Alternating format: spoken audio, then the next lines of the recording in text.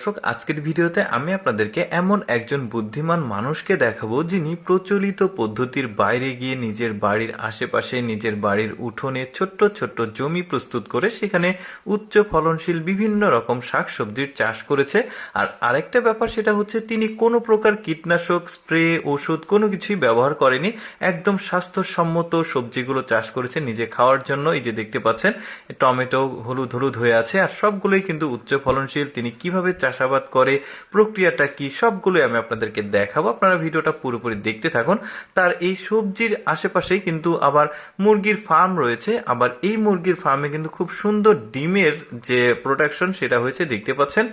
আর এই মুরগিগুলোকে এই সবজির পাতা লাতা এগুলোই খেতে দেয় আর কি। বেশ চমৎকার, তিনি স্বাস্থ্যসম্মত খাবার খাবে, নিরাপদ খাবার খাবে, এটা কিন্তু বেশ চমৎকার। এখানে একটা সবজি আছে, এটা আমি অবশ্য জানি নাই সবজিটার নাম কি। আপনাদের মধ্যে কেউ জানলে কমেন্ট করে জানাতে পারেন, তাহলে আমরা সবাই জানতে পারবো। সবজিটা দেখুন একটা ডালের মতো জিনিস, এই টবের উপরে লাগানো আছে মাটির ভেতরে, তারপরে উপরে হলুদ পাতা রয়েছে, একদম সতেজ আর একদম স্বচ্ছ দেখতে পাচ্ছেন। কি চমৎকার, এটা রান্না করলেও বেশ সুন্দর লাগবে সম্ভবত। এটার নাম অবশ্য আমি জানি না, আপনাদের মধ্যে কেউ জানলে আমরা সবাই জানবো, কমেন্ট করতে পারেন।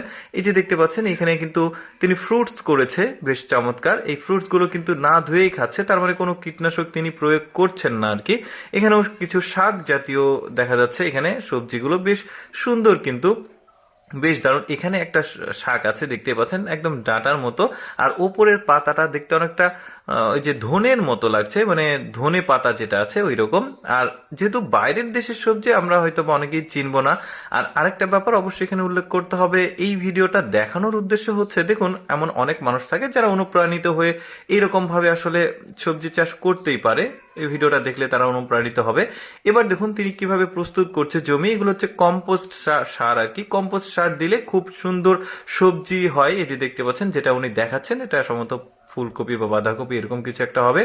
আর এই কম্পোস্ট সারগুলো হচ্ছে ওই যে শুকনো গোবর তারপরে ছাই এগুলো সমন্বয় করে এটা কম্পোস্ট সার তৈরি করা হয়। এগুলো মাটির সঙ্গে মিশিয়ে জমিটা প্রস্তুত করেছে। তারপরে দেখতে পাচ্ছেন এখানে ওই যে ফুলকপি বাঁধাকপি এগুলোর যে চারা আছে সেগুলো এখানে সুন্দরভাবে লাগিয়ে দিচ্ছে। তারপরে ওখানে পানির যে সাপ্লাইয়ের ব্যবস্থা সেটা আছে, এই যে দেখতে পাচ্ছেন পানিটা দিয়ে দিচ্ছে। আর তারপরে অনেকটা সময় পর এই সবজিগুলো দেখতে পাচ্ছেন অনেকটা বড় হয়ে গেছে গাছগুলো, এখন তার পরিচর্যা করছে।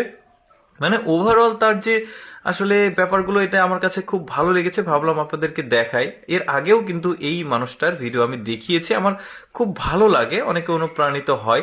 তো যাই হোক দর্শক, কেমন লাগলো আজকের এই বুদ্ধিমান মানুষের এই সবজি চাষ আর মুরগির ফার্ম, কমেন্ট করে জানাবেন। আর এইরকম এক্সেপশনাল ভিডিও প্রতিদিন দেখতে আমাদের